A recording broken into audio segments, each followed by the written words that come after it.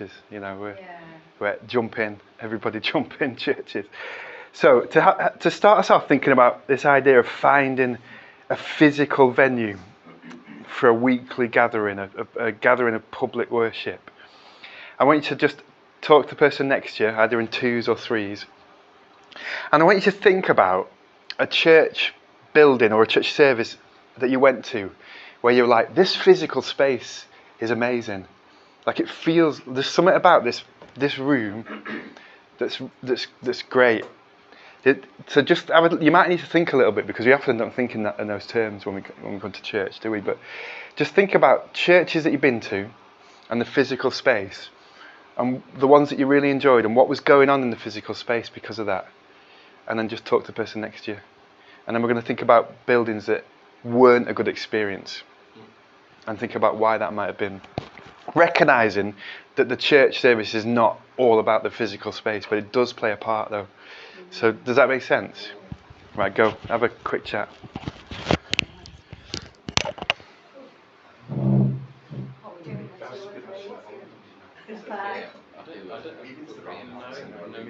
So it's actually quite a small space. Yeah. Michelle and me. And then I think for the first few years it was really got to the point where I'm sorry, actually. Even with that churches. Go on. Go on, Shell.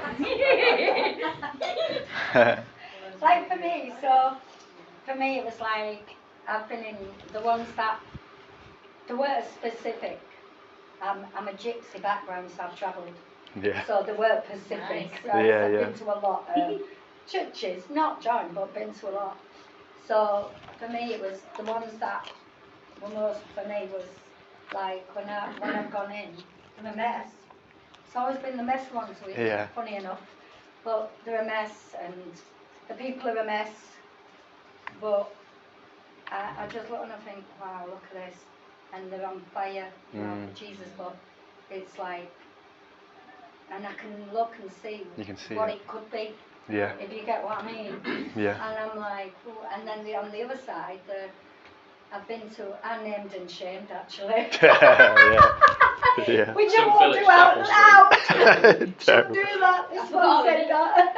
So I went to a big, massive one that the whole of Great Britain talked about at the time.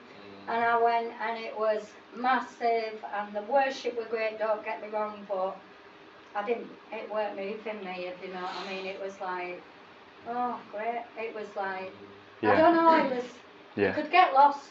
I don't know, it was a bit, and there was no like, it was like all organised. Yeah. You know, even though like, they didn't do, well, they did the Holy Spirit, but like organised. Yeah. Organised. A bit, it was very pristine, you know what I mean? Yeah. And I thought, get me out. Yeah. It's just me, how I am, do you know what I mean? So, because I can't say they were not preaching the word out, but it was just, for me, that was it.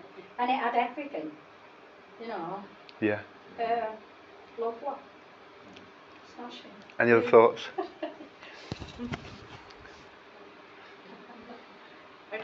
So we were talking about different things, so I love your shop. Yeah. But I went with my friends to one in London on right in the East End. I can't remember the name of the road. You know the Curry Road that's really famous. Brick Lane. That's the one, sorry. It's on Brick Lane, but it's a cafe. But we were talking about like spaces that are playing that can sometimes be space for they're not distracting. So they've got their serving area is further up with the tables, but then there's a bigger bit where the tables are, and that's where they do their church. So it's not distracted by, you know, the fact that it is a coffee shop. Yeah. But I really like it. It's people come in and out during the week, and the pastor's like serving coffee, so they meet everyone, and then they meet on a Wednesday night, and they're back there. And I just really liked the space, and I just liked what they were doing. And what it felt like. There, and anyone walking off the street enjoying that church service. And it wasn't too big. And it was very, like you were saying, it wasn't polished, don't get me wrong, like it's deliberately not polished, if that makes sense. It was like supposed to be accessible, and I just liked the space, and I was like, my centre is quite big, and so you get a stage, and I love them. Don't get me wrong, and they host a lot of conferences, and I think the space they've got is to be a resourcing church, and I get that. But and I love it, and I meet with God there. But we were talking about simplicity of spaces, weren't we? Just meeting God where people are.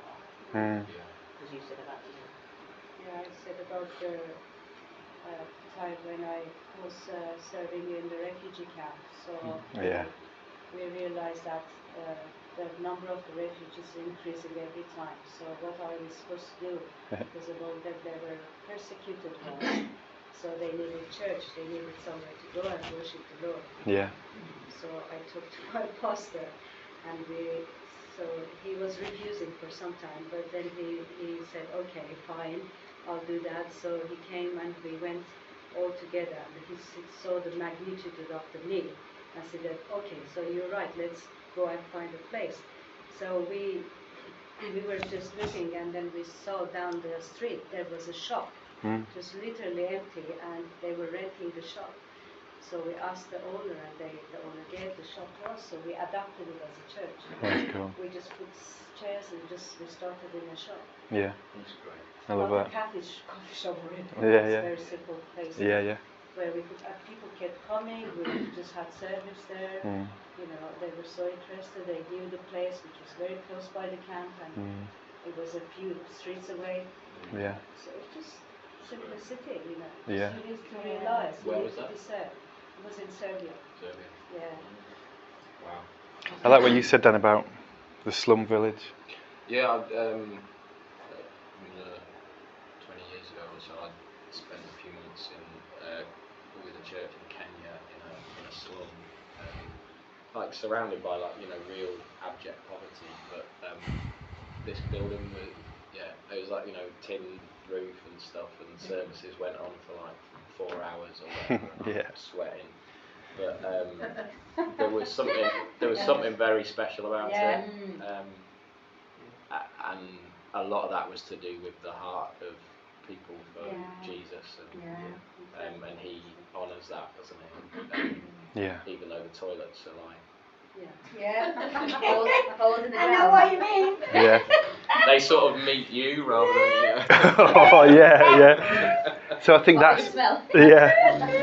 is really important, I think, because for all the practical questions we're going to ask today, what matters more than a physical space is the worship and encounter of Jesus in that space.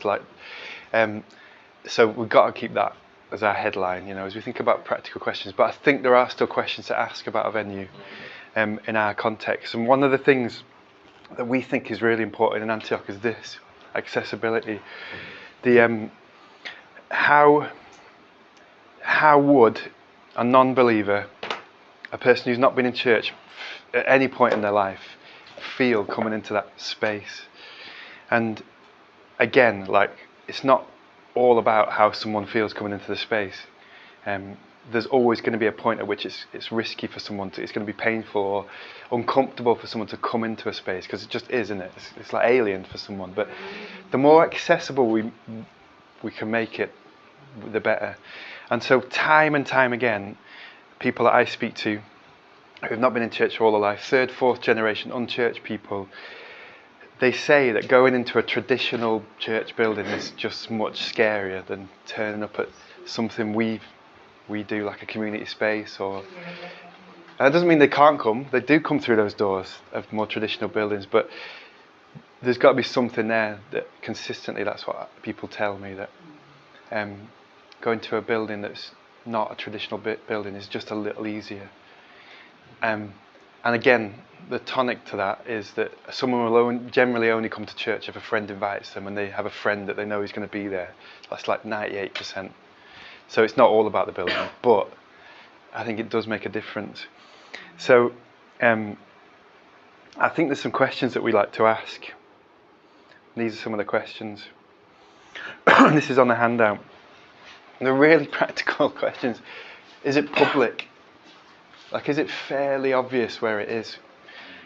I think this is the most powerful church spaces I've been in. Often are right in the midst of the darkness. Right in the face of the enemy. and there's something really risky about them. So we would say this for our pub where we meet. We have moral questions about meeting in a pub because we've got alcoholics in our church. In fact, my friend Gary 3 weeks ago came and he says, I'm not sure I can fully be here, Ben, because of the fact there's a pub there. Yeah. And it's never open during our service. We meet in the morning, but there's something about us being in that space, in the enemy territory, as it were.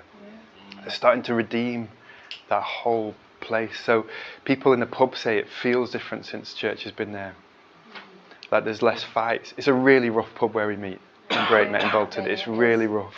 Like it's we try and go in on a Friday night, me and Ames, just to be in there, have a drink, and just be in there and pray for people, and just sometimes we're just praying in tongues under our breath the whole time we're there. We're not doing anything specifically out in the open. But two fellas walked in, and we know the landlady very well, and she comes and sits with us and stuff, and she under her breath says, "That's CID. That's detectives, it's police."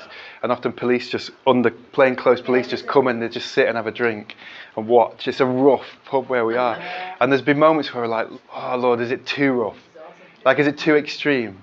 No. But there's something about this, the space. And that's why we do what we do. We're in the midst. So yeah, is it public? Is it known to the community? I guess the caveat to that though is it doesn't need to be like fully public. Like with Oldham's Church, our last church, it was a building that was sort of out of the way a little bit. It was at the top of the estate. People knew about it. But because the truth is, someone will generally only come if a friend invites them and there's a friend going to be there at the building. So people will make their way to a building. But I think it's still a reasonable question to ask. Is it a public space? Is it warm? Second one. Like, does it feel nice to be there? Like, it will help if the heating's on. Like, if it's cold, people might not come because it's cold, and it sounds a funny thing to say, but it's true, and it's been true in our experience. In fact, the Oldham's Church building was often too warm. We had to open the windows because the council just left the heating on the whole time for some reason. I'm thinking, this is what my council task. Yeah, they still do. It's baffling. They still leave the heating on. Is it reliable?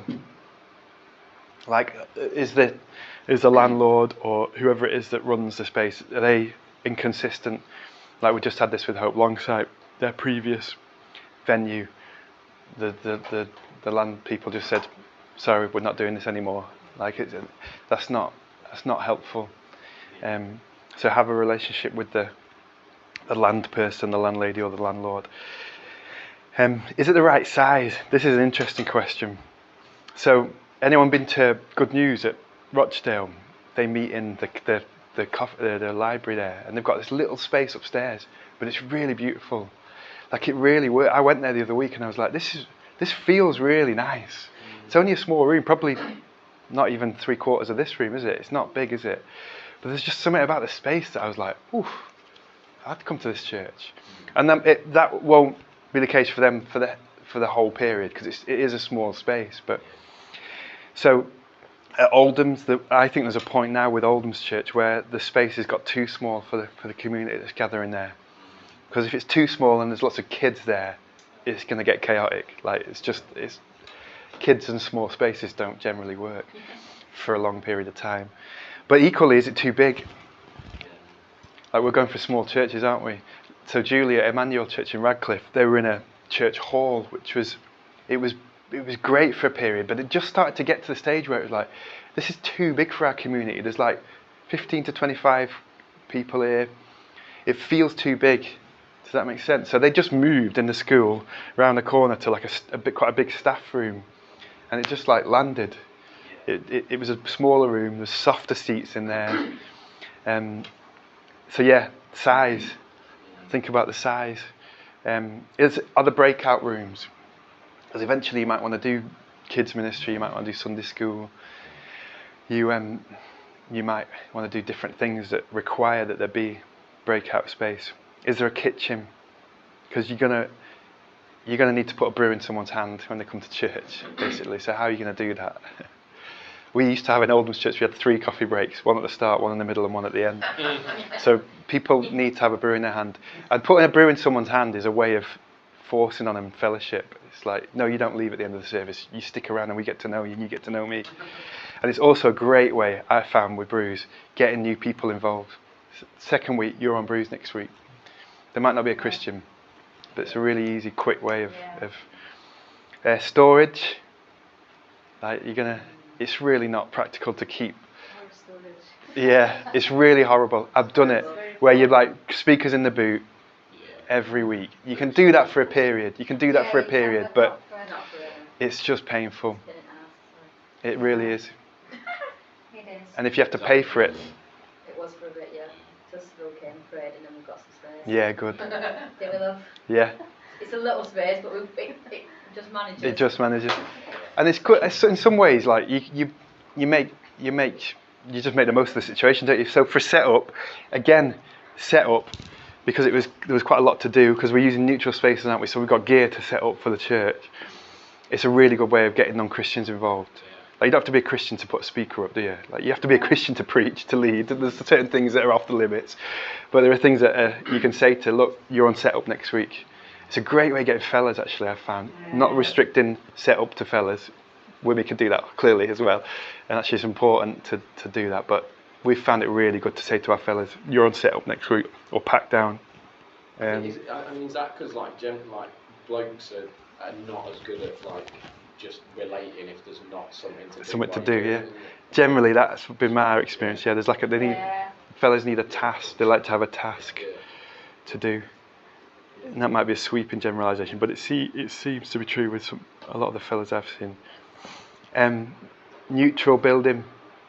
Again, that relates to it being a sort of neutral space in people's minds. If it's a church building, sometimes it can put barriers up for people. Often, if it's a space where they've experienced something else as a family, like maybe they've had a birthday party in that space, it's really interesting to then start doing church there. But it's a safe space there. I remember having my Auntie Doreen's party here. This is now where we do church as well. And is it cheap? Remember, for us, we're all about low footprint, financial footprint churches. This is different across when you're in a city like Manchester.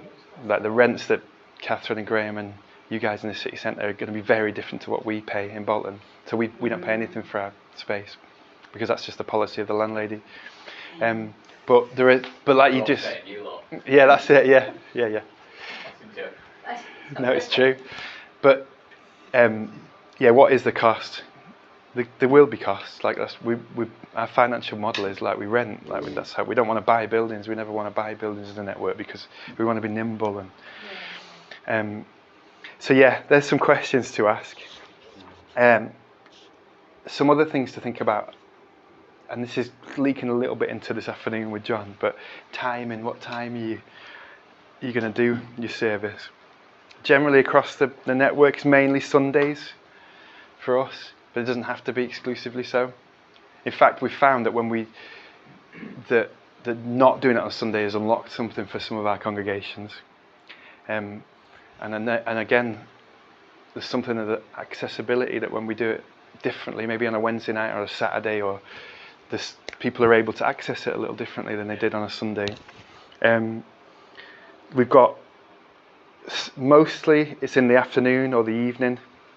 We've got some morning services. We do it in the morning at Bolton and it's working. I was always, for many years, I was like, no, you never do it on a Sunday morning. You do it on a Sunday afternoon. You do it in the afternoon. People won't be able to get up on it. And this is estates, remember I'm talking about. But that's been completely blown out of the water. And I actually think we do it in the morning now. I think there is some truth to the afternoon thing. I think some people find it easier to get there. But we've found that people, if they want to get there, they'll get there. Yeah. And actually, you can put it in the afternoon, and there's still barriers in the afternoon. They might have family occasions that they've got to. So there's always going to be barriers, whatever time you do it. We found, when we're getting unchurched teenagers getting up on a Sunday morning for church, that's a key sign that people can get the backsides out of bed. Like if a teenager can do it on a Sunday morning, then anyone in theory can do it. So don't be restricted in the way you think about your time. In both like day-wise, Sunday, it can like with the body of Christ, we're really not about a Sunday meeting. So let's just meet as regularly as we can, and it could be a Wednesday night. And so some questions just to talk about in your groups, and then maybe we'll have a bit of a discussion when it comes to venue. Think about the venues that you've been part of, that you've seen. How was that venue found? Talk about that journey. What were the factors that brought you there? And then another question: if you're struggling to find a venue, or you've struggled to find a venue, what do you need to do to think outside the box? So, go do them first, and then we'll come back. Does that make sense? Even the afternoons feel quite like church. Yeah. Which is not typically. Right. What? Do you want to share? Who wants to go first? Share. Yeah, I've done it, mate. I've done it. Like thoughts, but also questions you might have about venue and things you've experienced. Who wants to go? Well, I feel like we were talking about this is hilarious. We have no team. We're not really a church yet. The Lord has given us, like last year, it was praying, what are we going to do? Because we can't meet in my flat, it's totally inaccessible, it's not very good anyway. And so the biggest answer to prayer last year for us is that we found a place and I went through your question list and I was saying to, we were talking, weren't we? And I went down this list and I was like, wow, the Lord, what he's done for us. That's cool. So I need to not worry about, I know that he'll bring a team because he's given us this public space. They'll come down for a Sunday on us for us, like it's cheap. That's cool. It's not much bigger than this. We've got a full industrial kitchen, we've got disabled toilets, disabled access. Wow. It's right in this little sort of cluster of where the GP and the Nice. pharmacist is, this little thing. Nice. Shops, everyone knows where it is because it used to be the housing office, and we go, oh, you know the old housing office, and they go, yeah. And they staff it for us. So there's a guy that we got to know on Wednesday night, and he comes down on Sunday afternoon for us. So from a safeguarding building perspective, like you can't just wander in because it's like a door. It's hospitable, but there's that extra protection for the fact that there's just two women, two nurses.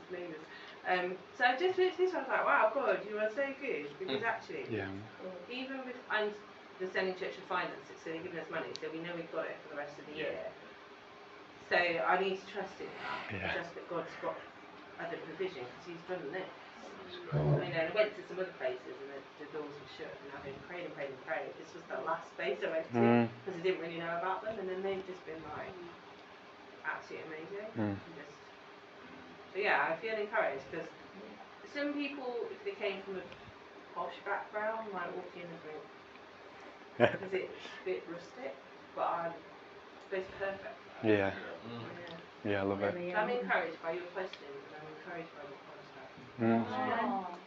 And I think the other thing to say that's definitely sort of something that me and Michelle have experienced, and I imagine others, there are some buildings that on paper feel right, but are toxic. Like there's a building in our neighbourhood called Bright Meadows. It was a former church plant building, so it's got all this like history. You're like, ooh, are we like the new church plant? We could take that building. And then there's people saying to us, you could get it. You could really easily get it. You could rent it. It'd be really cheap for you. It's a good space. It's got history. And like on the face of it, it was like, this is an opportunity. This is a door, Lord. Thank you. But thankfully, and we just held back a bit. And got wider counsel. And it just turned out that it's a toxic story that's linked to that church. And it only came out in time, and then getting wider counsel, speaking to other friends who are church leaders. Like one church said, don't go near it with a barge pole, just don't go anywhere near it. And even just last week, I spoke to a lady who's a friend of ours who was part of that former church plant, and she said, it just needs to be knocked down, Ben, don't go anywhere near it. It's which is interesting, isn't it? So there's just the wisdom that's needed, and actually often the wisdom is just wait, just hold off a minute, just wait. Because a presenting opportunity might not be quite what it seems. Any other questions, thoughts? Mm.